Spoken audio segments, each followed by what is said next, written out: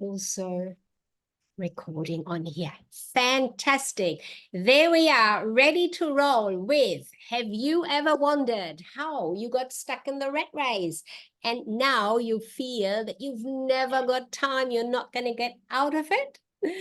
In that relentless hustle of that rat race, it's so easy to find ourselves trapped in toxic work environments and daily grind, also in our personal life, losing sight of our true passions, really. Many individuals do that, unknowingly prioritizing demands that are really not giving them the pleasure of life and work. So even wanting to write a book, dreaming, but that rat race is holding people back. If that is you, hello and welcome. I have asked Carolina Bakker to get tonight again along to share her insights on this topic with us. You see, Carolina is the rat race recovery coach. She's helping people to get out of that constant rush. And I want to draw on her, hello Carolina, on your experience and expertise on this topic, because this is something that holds so many people back from getting started. Now, I am Sigrid, Kaste, high impact, high profit, marketing optimized, book writing and publishing specialist. Carolina, let's go. Hello. Good morning for me. Good morning. Good evening for you. And good morning, evening, afternoon for wherever people are looking at this over the world. It's really good, isn't it, that we are connecting and speaking across the world. Now, the rat race, Carolina, it happens to all types of people in all sorts of work and life situation, or are there very particular, like certain type of people only that experience that? Take us into the topic. It happens to all of us, but not continuously. So everybody has rat race moments in their life. And when all those moments sort of stitch together and become one big moment, that's when you are truly very deep in. But everybody recognizes these moments when you're in, like you wake up in the morning, you immediately, the first beep on your phone is already going, you get your phone, you see an email or a text message, you think, oh, I need to do something with that. And you start working immediately in bed still. Or you look at your social media and there's a little message that you want to, or a little like that you want to do. And even before you got out of bed and even before you got in the shower, you have already started your rush. And very often what happens is you take 2 minutes too much, right? And you start your day in this, oh, I'm late. And that moment doesn't leave you anymore. So throughout your entire day, you keep on feeling like you are late. And so I think, if I'm honest, everybody can recognize that. And then, of course, there's people that recognize that and have it every day, like me, like I used to be. So I recognize the feeling very well. And when all those days piled up, and that rush becomes your sort of, how do you call that, modus operandi, your status quo, your day-to-day life, then you will at some point, you will experience it physically, you will experience it mentally, and it will start weighing heavy on you. And so, yes, sorry, a cat. Let me so yes, I think everybody has these days. Having this feeling of rat race. Now, I'm not quite sure where that term rat race came from. I was sort of more thinking on people on a hamster wheel. That was sort of more a descriptive terminology that I was used to. That rat race is, what is it? They're sort of in a maze and going round and round. Is that where that came from? Do you know? Yes, I do. So the term rat race comes from, there were scientists that it's literally from lab rats, and they were put in a maze. And the first couple of times there was a cheese somewhere in the maze, And so the rats found the cheese and they thought, okay, yay, I have this cheese, and now next time I'm going to be in this maze, I'll get that cheese again. And that's just, sometimes the scientist would put the cheese in and sometimes the scientist wouldn't. And it doesn't matter if the cheese was there or not, if the smell of the cheese was there or not, the moment the rats were put in the maze, they started running. They started running through that labyrinth, trying to find this either achievable cheese or a cheese that wasn't even there. And that's the rat race for all of us, right? It's that we are chasing an ideal, we are chasing something that very often is conditioned in us, that we don't know if it's actually going to be there, but we just keep on running anyway, to make sure that we at least have a chance of getting it. So it all comes from a lab experience, lab experiment, I should say. And so the term rat race is exactly that. Rats just running around without knowing if they ever get to their actual goal. So when we think of that now in ourselves and in our lives, I mean, that's actually quite sad. It's funny when you think about, in a way, this running around, little feet everywhere, trying to find the cheese, and there isn't actually any cheese, just the smell of it. We're doing that. We're chasing the dollar or whatever we're chasing to get to the next thing. And we for whatever reason, it's going to be very difficult to get there because we haven't got, from my perspective, Carolina, you know, in that area of writing a book, from my perspective, when people sort of chase around trying to find, where do I get started? What do I do? Motivation is the thing I need. Maybe a buddy who's going to hold me to accountability. All of those things are in a way a rat race because they're not starting with a plan, is what I'm thinking. How does that relate to the rat race? People thinking they are in this rat race and they're running. Is having a plan helpful, or what is it that you see for people to get out of that rat race? So what happens, of course, is that one day in our lives we got the question. Everybody, well, almost everybody, got the question: what are you going to be when you grow up? They asked it in school. Teachers asked that question, right? Yeah. And you said, well, I'm going to be, I don't know. Let's say you were going to be a veterinarian. And you were 8 years old, and you said that to everybody: Mom, Dad, I'm going to be a veterinarian. School thinks you're going to be a veterinarian. So at the age of 8, you sort of semi-decide that. But how much can a child of 8 years old really decide?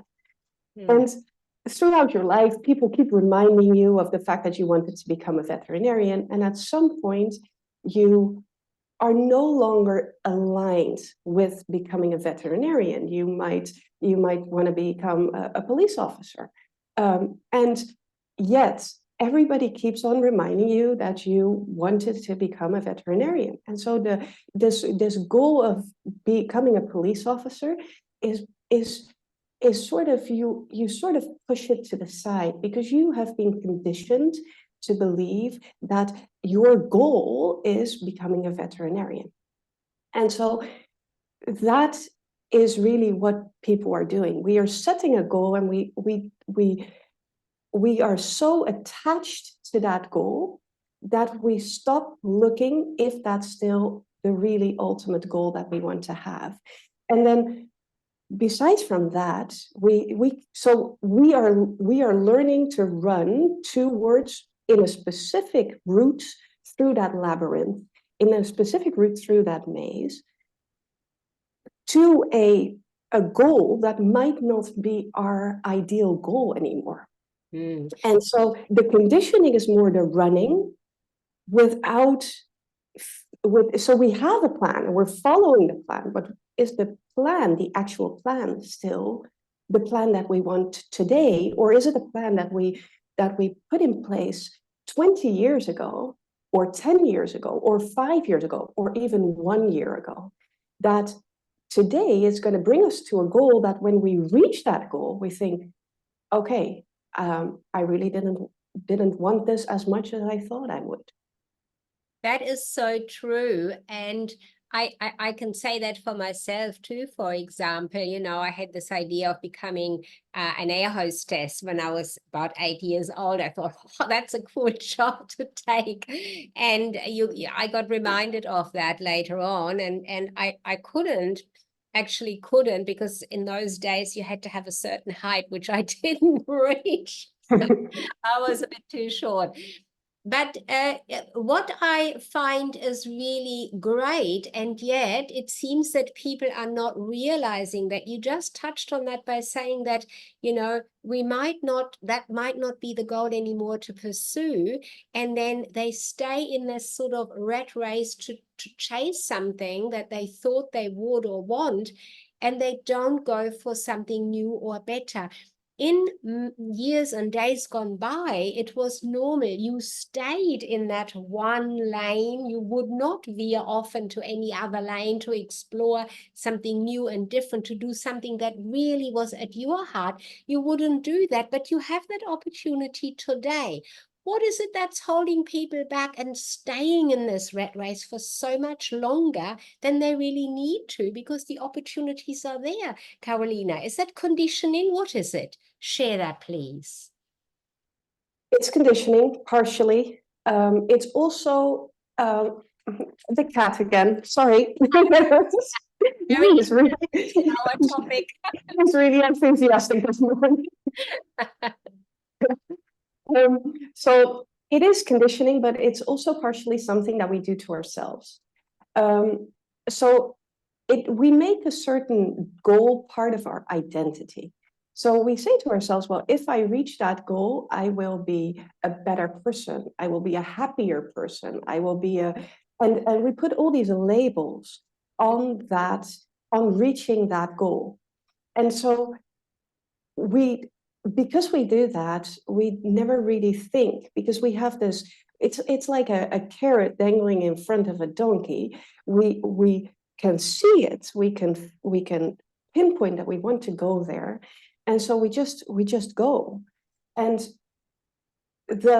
it's part of that is that identity versus behavior is really, if you don't reassess whether you still want to be that person that has that specific goal reached before you get happy, then it becomes a rat race where you're just blindfolded, basically. So moving out of that seems to be, it's almost like we're boxed into something in a way, with not being able to get out and doing the same. So if that is conditioning, trying to reach a goal that is perhaps not even there anymore, just relating that to people wanting to write a book very quickly, for example, they want to, but they have this, in my opinion, I would call this the rat race, this thinking that, no, I can't, I don't have time, it takes too long. So where's the switch here? Can people do that themselves? Do they need help to get out of that, to switch away from this conditioning that probably most of us have, I think, as what I understood you said a bit earlier? People can definitely move out of this themselves. I personally, I personally moved out of this myself. I found that, so I was in this rat race for a very, very long time. I did exactly what was expected of me. I studied all these things that I now really don't use in my work. I of course have that experience, so I'm very grateful that I studied all the things that I studied. But today I'm an IT engineer by trade. I also studied medicine. So I love that I can build my own website, but I ran towards an IT job that really wasn't my biggest strength. And I felt like I had to finish. So I finished my studies. I became an engineer, and then I was in this world of IT engineering, and I really didn't like to program and to sit behind a computer the entire day. And so for years, I tried to attain that goal. And then I was in a job, and I was praised for all those things that were the rat race. Oh, I climbed up in the corporate world, right? And I was praised for working such long hours. I was praised for finishing that final thing that needed to be finished before Monday. I was praised for sacrificing my own time, my own social life, my own peace of mind. And I got to the point where I couldn't wind down anymore. Because the rat race for me was this constant rush. I mean, the reason I can describe that so well, that being on your phone in the morning, etc., is because I was there very, very clearly. That I mean, so that unobtainable, uh, that rhythm is something that the first step of everything you want to change is awareness and acknowledgement. It's becoming aware that you are in it and that you want change.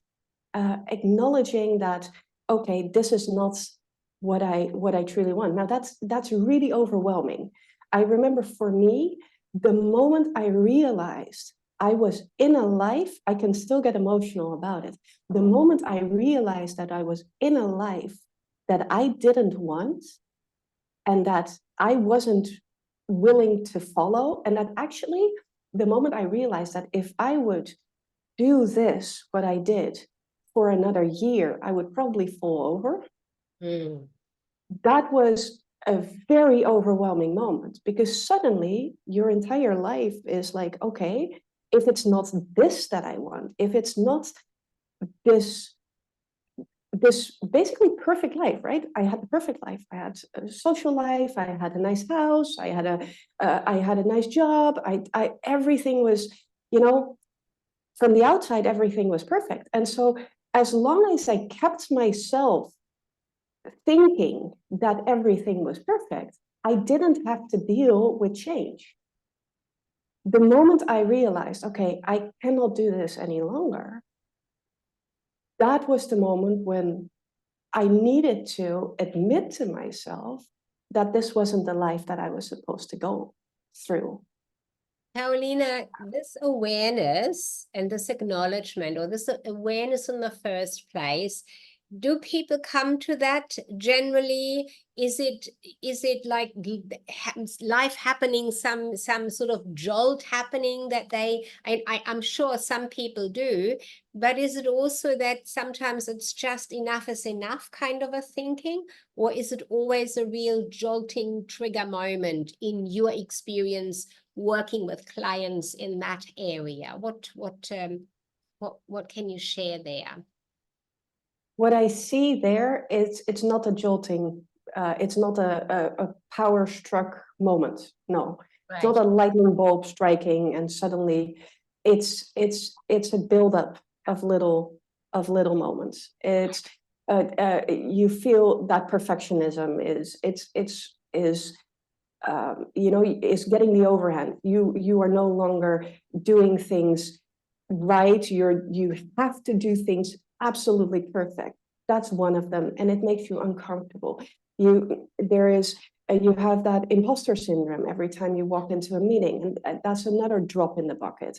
And then you have stress, and that's another drop in the bucket. You find that you, in the morning when you wake up, that you're really not ready to wake up yet, not because of your physical appearance, not because of your body that doesn't want to wake up, but because your mind is still. And you find that you wake up at night because because you're stressed. Let me finish the sentence. Because you're stressed, you find that you worry a lot.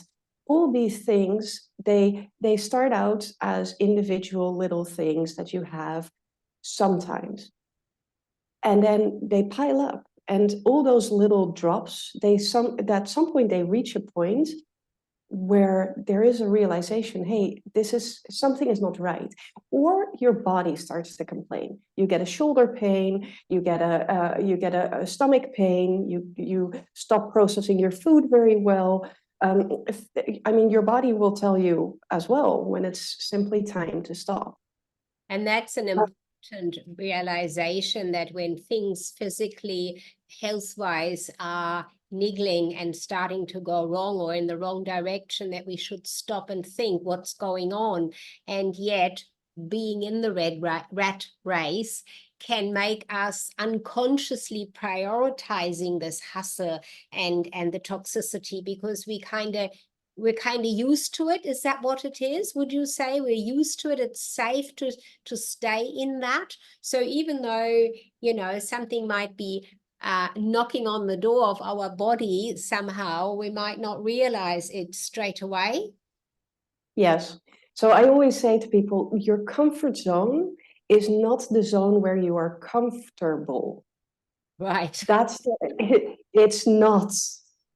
Your comfort zone can be simply what you were taught is you are supposed to accept. So I've seen people that are in very toxic work environments, very, very toxic, constant bullying, and they think it's normal.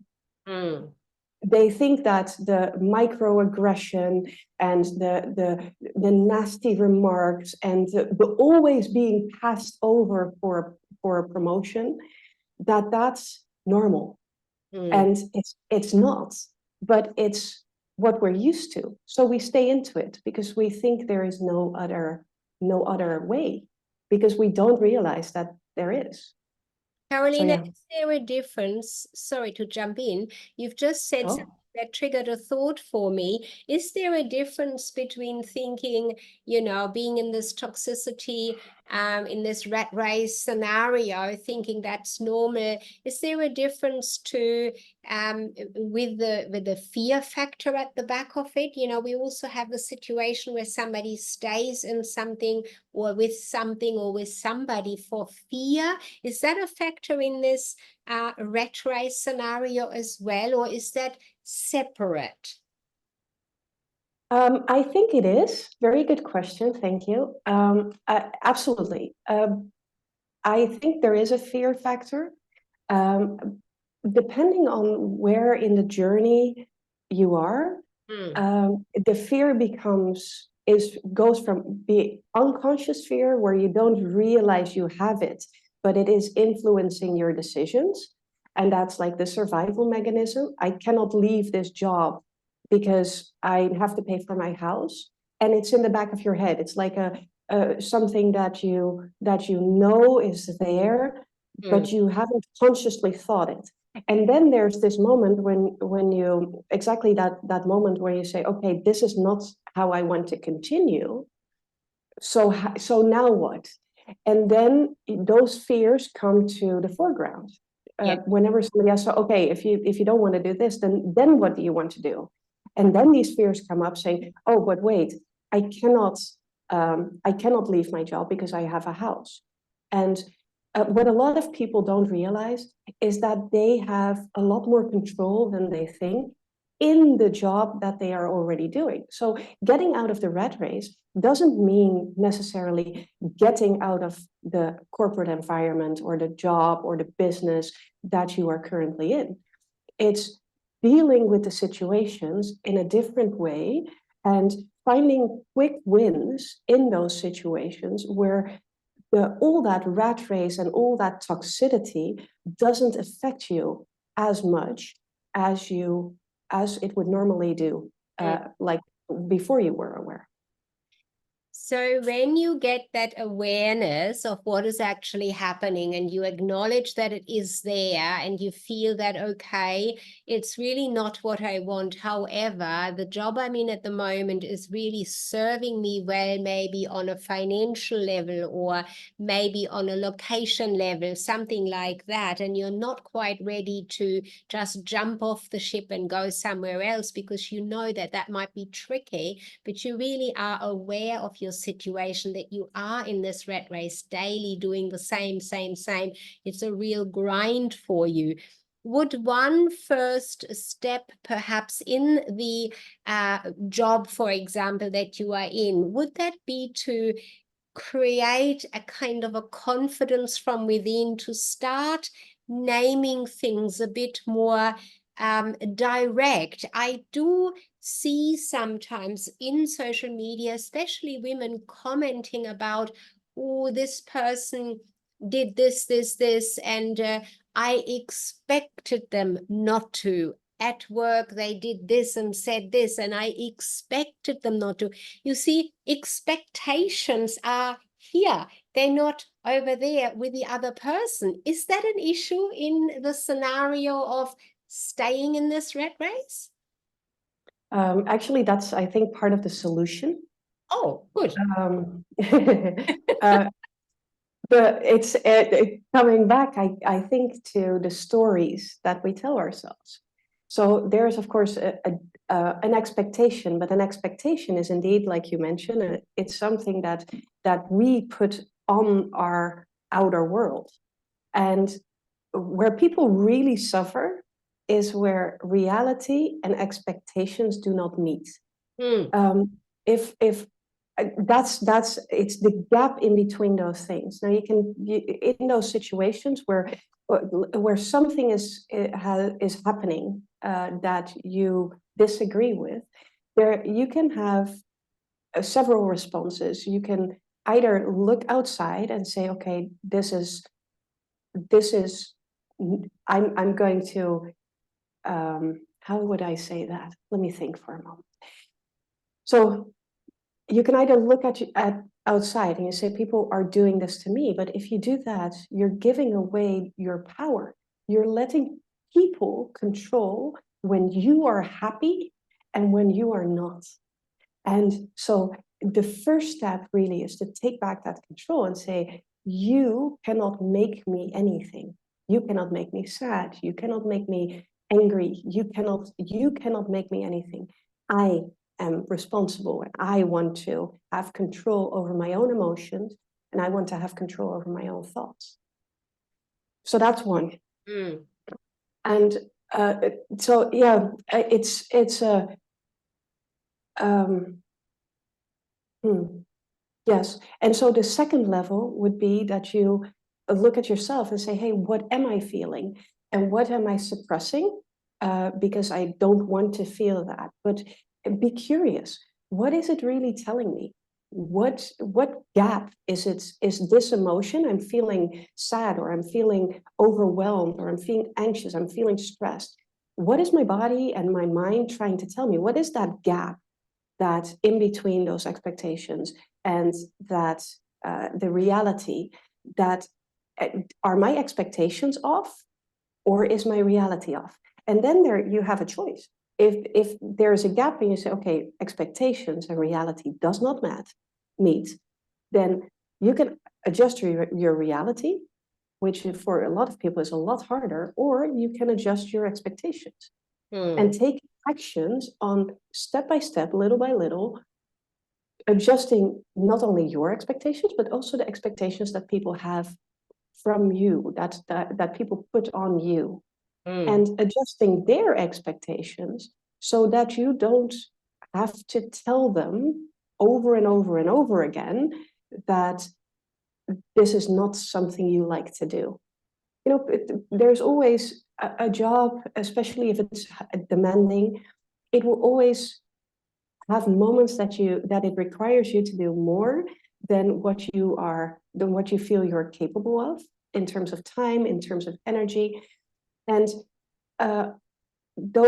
managing those expectations for yourself by not overloading yourself and having the power and the inner control to gently and kindly say, I'm sorry, I cannot do that at the moment.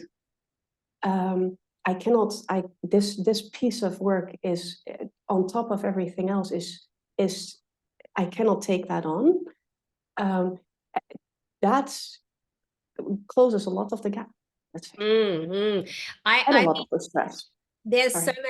there's so much to dig into, and as always, time flies so quickly. So let me do a quick summary of what we have shared, particularly what you have shared, and then add to it if there is something to add to it, or if you have a final comment to it. So we've talked in particular today on the topic of the rat race. Getting stuck in this rat race and feeling that, you've never got time, you can't get out of it. The first step is really to realize that there is a rat race you are in, and you can, with that awareness, already acknowledge and take the first few steps. If there are big demands on you constantly, instead of leaving that hanging in the air as expectations that you feel you have to fulfill, speak up about it gently, kindly, if that is more your way, and say, oh, I cannot do that just now, maybe later, maybe another time. That would be one way of going about it. Really don't give away your power. It is your power. When somebody else demands something, it's for you to stand up for your own, what you wish to do or not to do. And you can change direction anytime in life, especially in the environments we are in today.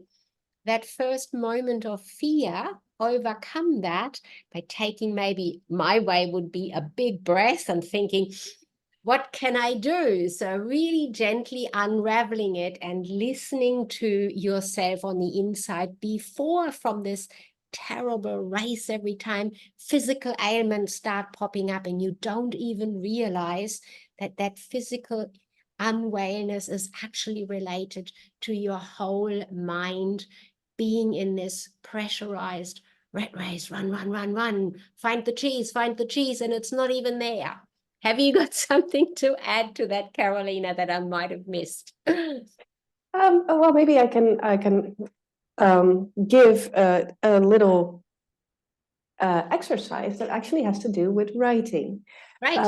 I would like to connect those two dots. Fantastic. So when a lot of distress comes from an overloaded social life, calendar,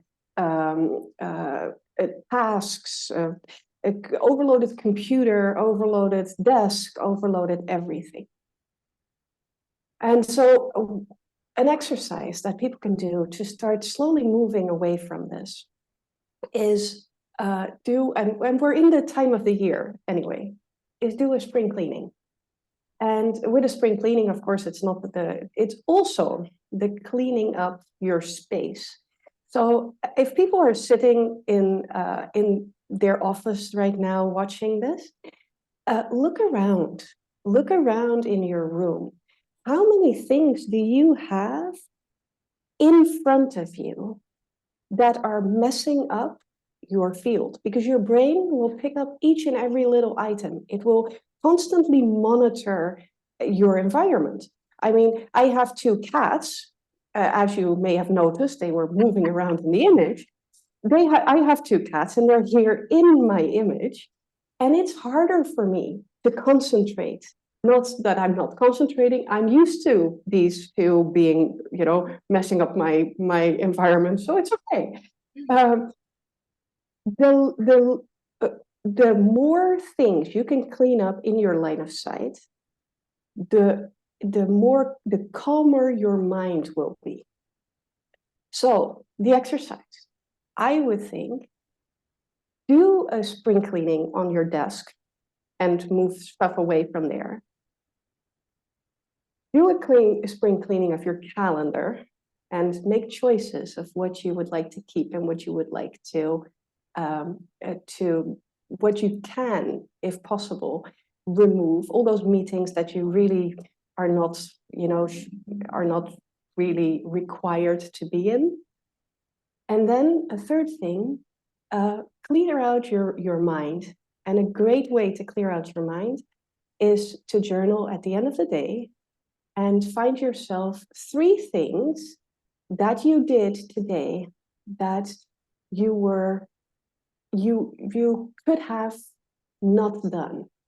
3 things that you say, well, if I wouldn't have done that, it wouldn't have made a difference now where I am in my progress, but it would have made a difference for my mind.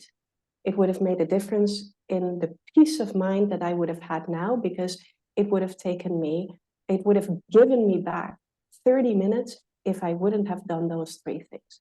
Write them down, and you will start to see patterns. And so writing things down is, well, as you know, Sigrid, writing things down, it gives you a record, it gives you something to analyze. So get it out of your brain and get it on paper. That is a really great analogy for people writing their book. I often hear, how do I get it out of my head and onto the page? You know, that is the difficulty. So this exercise at the end of a day is an excellent exercise to prepare yourself. If you are thinking of writing a book at some point in time, or you're almost there and you don't know how to, take it out of your head, put it onto the page, and think about this particular way of, you know, what are 3 things I did that perhaps prevented me from doing something else that I could be doing differently. Excellent, Caroline. I thank you for all your insights again today. As I said, time is always not on our side because we have so many things to talk about. We will be back again. Now, Carolina, people can connect with you. Tell us how to connect with you to either ask more questions or to be connected in the first place, or to do some work with you. What's the best way? Okay, so I am mostly active on LinkedIn, on my LinkedIn profile. There is a button where you can book a 15-minute coffee with me. And for more inspirational videos, and this one is going to be on there, of course, as well. I have a YouTube channel, which is at Coaching by Carolina. And I would love for people to subscribe. Fantastic. Very good. There you heard it right here today. And signing off, Carolina Bakker and Sigrid Kaste, book writing, publishing, and marketing specialist. You have me on LinkedIn as well. Book an appointment, have a chat with me around book writing if you wish, or send me a message. Thank you so much, and we'll see you again another time. Bye-bye.